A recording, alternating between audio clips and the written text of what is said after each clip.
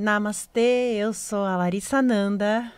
Namastê, Otávio Leal, e ambos aqui juntos hoje abordando um tema abençoado que toca nosso coração, que nos faz muito mais felizes de abordar esse tema e de termos próximo a nós aquilo que é abordado no tema, que é a energia espiritual, a metafísica da saúde dos nossos pets. Eu estou aqui apresentando a Larissa Nanda, minha companheira afetiva, minha companheira profissional, hoje uma doutora formada em veterinária e especialista em acupuntura, em terapias neurais, e eu já vou fazer uma pergunta para ela, para adentrarmos aqui no tema do programa, metafísica da saúde dos pets anjos, que é: um pets anjo, seja um cachorro ou um gatinho, que é muito ansioso, isso tem relação com o dono? Existe essa simbiose, existe essa de um captar algo do outro? Ou ao contrário também, um tutor que é tranquilo, de repente tem um pets que é muito ansioso, isso passa para o tutor também? Como que funciona? Bom, quando a gente vê qualquer processo somatizado nesse animal, seja ele comportamental ou seja ele físico, nós estamos falando de processo de ressonância energética. Então, respondendo a sua última pergunta, se eu sou tranquila, eu tenho um animal agitado? Provavelmente não. Provavelmente ele vai vir com a mesma energia que você carrega. Afinal de contas, a gente sabe que nós somos ondas energéticas com a mesma frequência vibracional que vão se encontrando no percurso da vida. Então, isso vai acontecendo com humanos, então por isso que a gente tem a nossa turma, a nossa panelinha, e a mesma coisa acontece com os animais que chegam na nossa vida. Então, é a mesma panelinha energética. Então, por isso que eu tenho só animais tranquilos. Eu sou agitada por natureza, né? Eu sou muito do movimento. Então, eu nunca vou ter um animal quieto. Até os animais que eu escolho para você são os animais mais agitados, porque isso ressoa com a minha energia, né? Então, se eu tenho algo que está muito exacerbado nesse animal, eu vou olhar para o processo energético, para o processo emocional desse tutor que também está elevado. Então, está saindo de um equilíbrio, se tornando um desequilíbrio.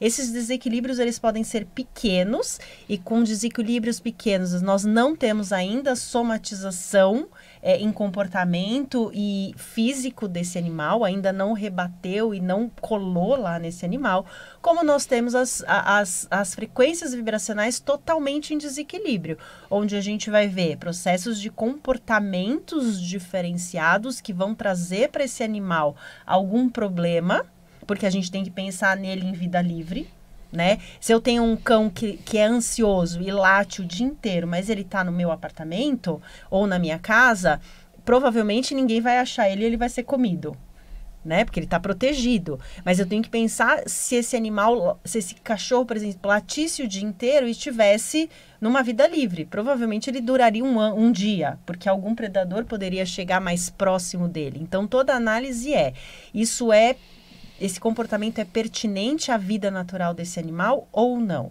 Então, provavelmente, se eu tenho um tutor ansioso, eu vou refletir essa ansiedade nesse animal, vou refletir um comportamento, que a repetição de um comportamento pode gerar um processo físico desequilibrado também.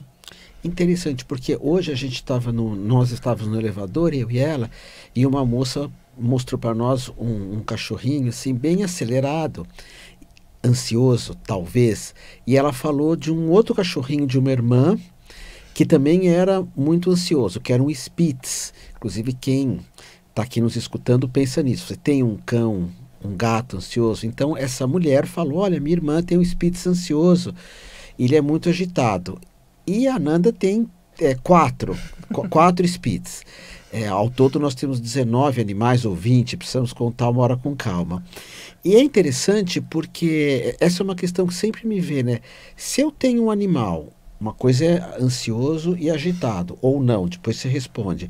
Eu posso mudar a natureza desse animal? Porque você logo riu, para a moça que falou, para a senhora que falou, e falou, esse animal ele é assim, não tem muito o que fazer, você escolheu, ou seja, se eu tiro a ansiedade desse Pets Anjo, eu estou, de certa forma, agredindo a alma, a essência do que ele é. Tudo isso a gente vai ver a característica de raça desse animal.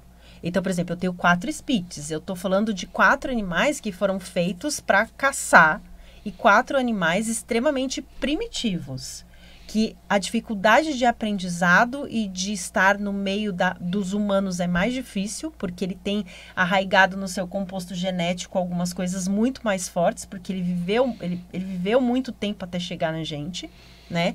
E eu vou ver que ele é um animal de alerta. Então, qualquer barulho que vá acontecer com esse animal, ele vai usar o latir para me alertar de alguma coisa.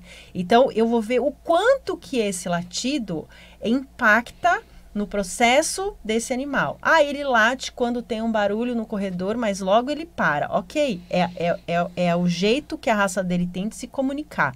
Ah, não, eu saio, esse cachorro late um pouquinho quando eu saio, mas depois para. Ok, é normal, ele não quer ficar sem você. Ah, mas eu tenho um Spitz que eu saio de casa, ele late 3, 4 horas e eu chego em casa e ele tá acabado por conta desse processo. Ah, ok, a gente tá vendo um desequilíbrio.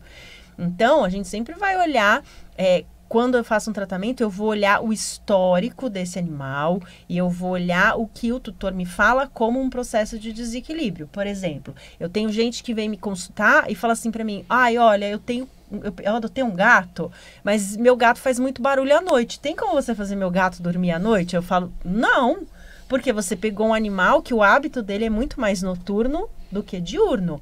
Então, obviamente que ele vai ficar acordado no momento em que você vai dormir. Então, não tem como eu mudar essa natureza do gato, fazer ele ficar acordado de dia para brincar com você e à noite vamos dormir, porque eu não quero encheção de um animal. Então, você precisa saber qual animal que você está inserindo dentro do teu contexto familiar, do teu contexto de vida. Então, eu não tenho como mudar essa natureza, porque essa seria uma mudança genética. Mas eu tenho como entender o aumento dessas características e até onde isso está levando a um processo de desgaste energético e emocional do próprio animal e desgaste energético e emocional do próprio tutor. Tá? Então, a gente sempre vai olhar para isso, para o contexto de vida em geral e o contexto que me é apresentado dentro de cada característica de cada animal. E a gente pensando, por exemplo, dentro dessa visão da metafísica da saúde, com a acupuntura, fazendo algo como um Marília Gabriela, um jogo rápido. Ansiedade. O que causa no animal mais ansiedade de um comportamento de um tutor? E depois eu perguntar medo, raiva, insônia, hábitos como comer a patinha, não sei se é assim que fala, lamber, né, a patinha. Enfim, a gente percebe processos compulsivos, né? Processos de compulsão. Então, lambeduras excessivas, queda de pelo, comportamento lambedura. A gente vê lambedura de região de patas, lambedura genital. Então, eu acho que o número 1 hoje, comportamental, que eu trabalho da ansiedade do tutor, é os processos de lambedura. Na parte física, a gente vê muitos animais hoje com problema de adrenal. O que a adrenal faz? A adrenal secreta cortisol, que é o hormônio do alerta. Então, o tutor ansioso é alguém que fica sempre em alerta, não descansa, não relaxa. Então, o que a gente vê? Animais que não conseguem fazer esse relaxamento. Então, a glândula, ela fica secretando cortisol o tempo todo nesse organismo. É como se esse animal tivesse o tempo todo, peraí, uma coisa ruim vai acontecer, eu tenho que lutar, eu tenho que fugir o tempo todo. Ele não sai desse movimento, né? Que é um movimento simpático. Ele não consegue entrar no movimento parasimpático do organismo. Então, é isso que eu vejo, assim. Então, muito, muito problema hormonal de animais que sofrem de ansiedade o tempo todo. Mas, então, é possível dizer, como a ansiedade hoje é a epidemia maior do planeta, então, não estou falando de animais selvagens, claro. Animais, então eu sou um tutor, eu trago para dentro de casa esse anjo, né? Um gato, um cão, ou um ratinho, ou um furão, ou uma arara, nós estamos vendo uma arara agora. Então, se eu, tutor, trago essa ansiedade, eu vou afetar esse animal. Sim, e provavelmente você hoje tem um animal porque você tinha alguma ansiedade ou algo que não era repleto na sua vida, o que gerava um processo de ansiedade. Então, eu pego um animal para ter algo que eu não tinha, para me gerar menos ansiedade. Mas, ao contrário, isso não me gera... Quem tem um animal sabe que ter um animal vai gerar mais ansiedade, porque às vezes a gente não sabe o que faz com ele, né? Porque a gente está tratando o indivíduo, a gente não sabe a caixinha de surpresa que vai ser aberta quando ele entrar na nossa casa. Então, às vezes, a própria tomada de decisão de ter um animal gera um estresse maior, uma ansiedade maior, e esse animal vai captar. Se esse animal já veio para você com esse processo, ele já tende a desenvolver comportamentos mais ansiosos. A gente também está falando de um animal que pode ter passado por processos onde criou a questão da ansiedade. A gente às vezes não sabe o histórico total desse animal. Por exemplo, um dos processos de maior ansiedade hoje que a gente vê num animal é ele ter que sair da mãe. O processo de desprender da mãe dele, né? Mãe animal. Não mãe, eu sou mãe. Não, mãe de... A gente tem ali um processo de ansiedade. Ele perde uma referência de conforto, ele perde uma referência de proteção, ele perde a referência do alimento para ser inserido com pessoas que ele não conhece. Ali a gente começa o processo de ansiedade desse animal. Mas aí é como nós. Tem processos que nós passamos, que nós tiramos de letra, e outros processos que são mais difíceis de serem encarados, né? E com eles é a mesma coisa. E esses primeiros processos podem gerar um animal um pouquinho mais ansioso, um pouquinho mais medroso, um pouquinho mais recluso, o que vai ressoar com esse animal, com esse tutor que vai encontrar esse animal. Então, é uma rede ligada. Então, se eu sou ansioso, eu já sei que eu vou trazer para mim um animal ansioso. É igual eu sou agitada. Eu só trago para mim animal agitado. Eu não tenho um animal tranquilinho, assim. E perto do que a gente vê, os meus animais são até tranquilos, perto do que a gente vê. Mas eu tenho que entender que eu vou trazer um animal igual a mim. Então, se eu tô triste, eu vou trazer um animal que vai refletir essa tristeza. Se eu tô ansioso, eu vou trazer um animal que vai trazer essa ansiedade junto com ele. E aí, se um não ajudar o outro, se eu não controlo aqui, eu também não consigo controlar ali. Aí ele vira um caos absoluto. Você está falando uma coisa, até eu quero abordar depois outros temas, né, além da ansiedade, mas hoje é muito comum se escutar, né, o gato me limpa. No caso, eu tenho gatos, ela tem cães, apesar de nós sermos companheiros, cada um mora num canto. O gato me limpa, o gato limpa a casa, o gato é um curador, o gato faz reiki, mas pouca gente fala que o animal não está aqui, eu acho, né, você que vai responder, só para me curar. É importante que eu me cure também para ser... não é... eu venho com uma energia horrorosa, então o gato vai lá e me limpa. É importante que eu evite de passar tantas coisas assim.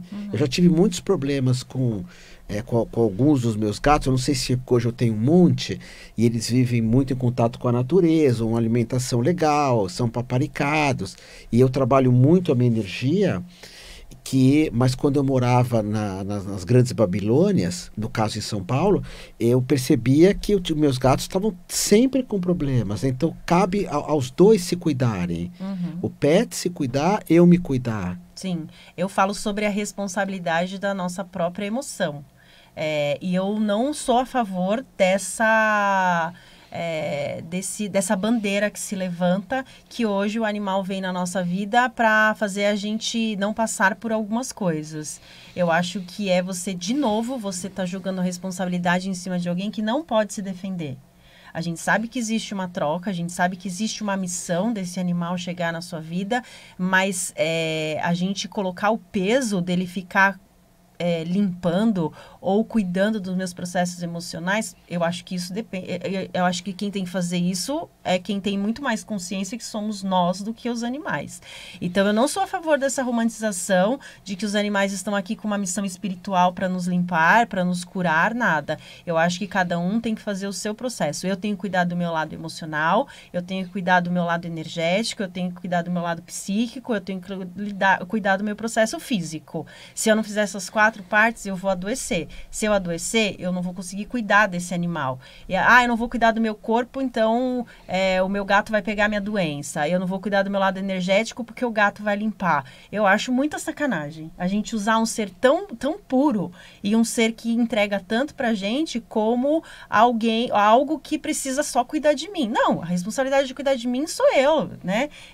Levanta o bumbo da cadeira e vai fazer a sua parte. Não fica esperando o seu gato ou seu cachorro fazer a sua parte. Por isso que hoje a gente vê tantos processos de doença.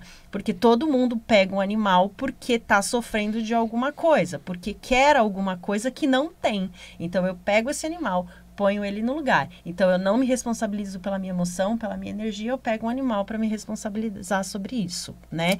Então, essa missão, ela pode existir, eu creio que ela exista, mas nós, como humanos, temos que deixar essa missão ser suave e não uma missão de sofrimento, que é o que a gente vê hoje, né? Alguns animais com algumas doenças que você fala, não, gente, não é possível. Não é possível que tenha esse tipo de doença, porque é o contato com a gente. Interessante porque a Ananda, ela faz um trabalho e quando você pede a consultoria, a mentoria dela, de conversar com o tutor, de entender o processo do tutor, né? De entender o processo do pet, então é uma conversa, é uma anamnese, depois vai trabalhar energeticamente o mesmo, com cristais, com benzimentos, com energias, com fórmulas geométricas, a Ananda faz um mandala para tentar corrigir todo esse campo, né? Que é algo que existe. Por exemplo, existem pets que chegam com muita coragem, eu já percebi, pets muito corajosos. E de repente, do nada, eles se tornam medrosos. E isso tem relação com o tutor também. Hoje, por exemplo, a gente viu aquele cachorrinho, não lembro que raça que era, que cachorro era que era? Chihuahua. Um chihuahua, muito medroso, né? Muito medroso. A chihuahua, que era da minha mãe, não, a chihuahua não. A Spitz, que era da minha mãe, que agora está com a Nanda, não era muito alegre, não era um pet anjo alegre. Minha mãe é muito idosa, minha tia é muito idosa. Tudo ela tomava broncas, empurrões no lugar que ela morava dos cuidadores, não da minha mãe nem da minha tia, mas quem dirigia ali o movimento. E agora é uma Pets Anjo muito feliz.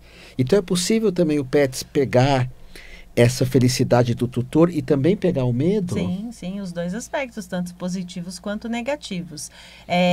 Quando um animal vê um tutor muito medroso, o processo que vai acontecer muito com ele é ele mostrar uma proteção excessiva a esse tutor. Então, isso vai mexer com o primeiro chakra, que está no final da coluna, no início da cauda do animal.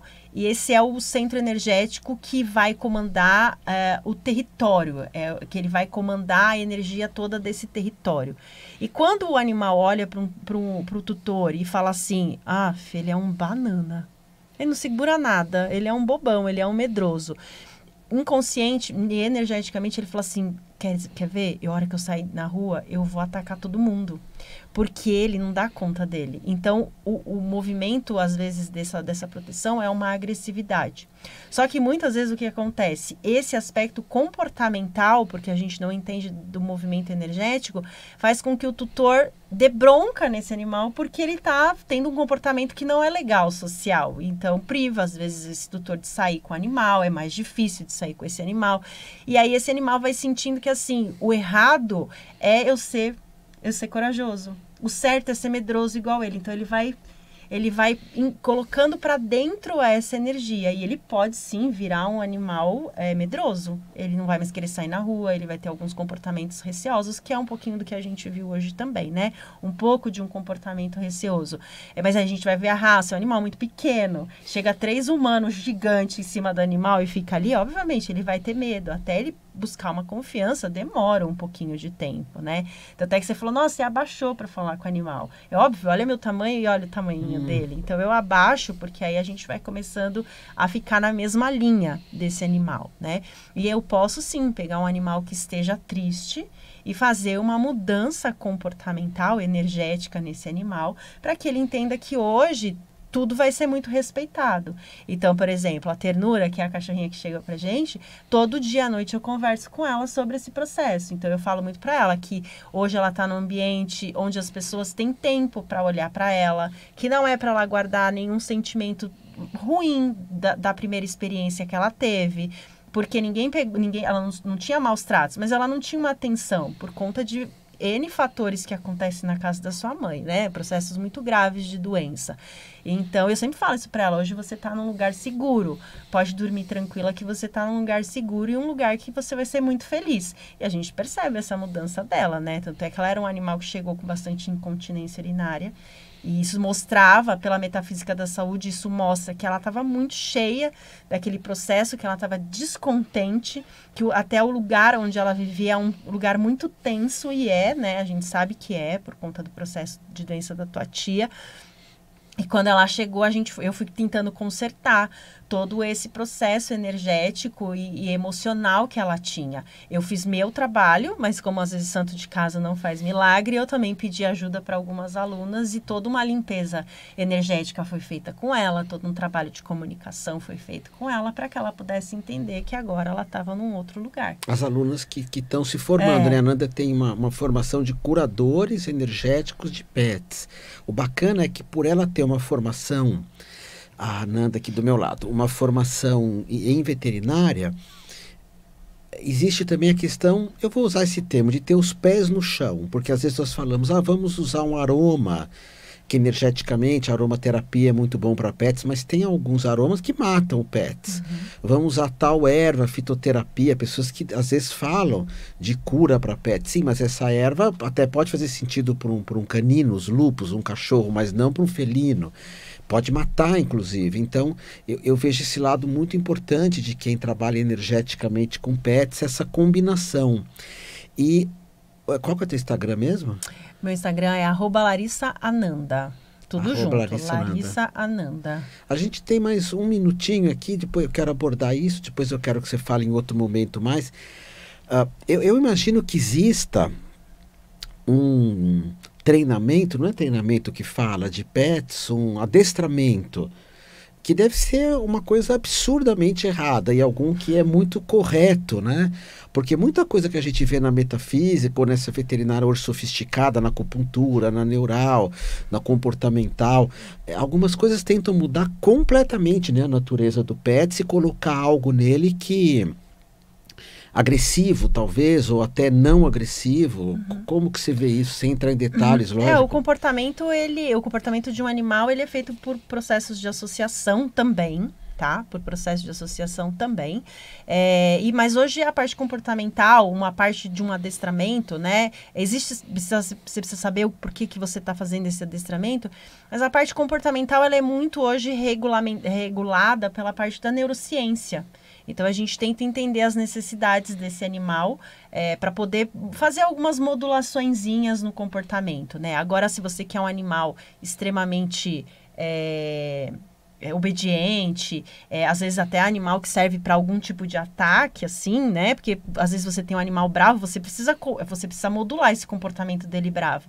Então, é sempre feito com associações de recompensa. Hoje as recompensas são mais positivas, hoje se trabalha com o processo de recompensa positiva, mas isso não muda a natureza do animal. Isso a gente discute muito eu com ele, eu com você, né? A gente fala, tem animal que é uma arma, e é muito legal o tutor saber disso. Né? Eu atendo uma pessoa que fala, não, meu cachorro é uma arma, então eu tive que adestrar ele, porque eu posso trabalhar ele tanto para o bem quanto para o mal. Ele pode ser muito carinhoso, mas ele pode ser muito agressivo. Então é muito importante o tutor saber qual é o animal que ele está colocando dentro dessa casa, qual é a característica e como que ele vai agir com todo esse processo. Muito bom, muito bom. Então, fica aqui dado o recado, vamos nos despedir. Namastê, um monte de gratidão. Namastê, gratidão.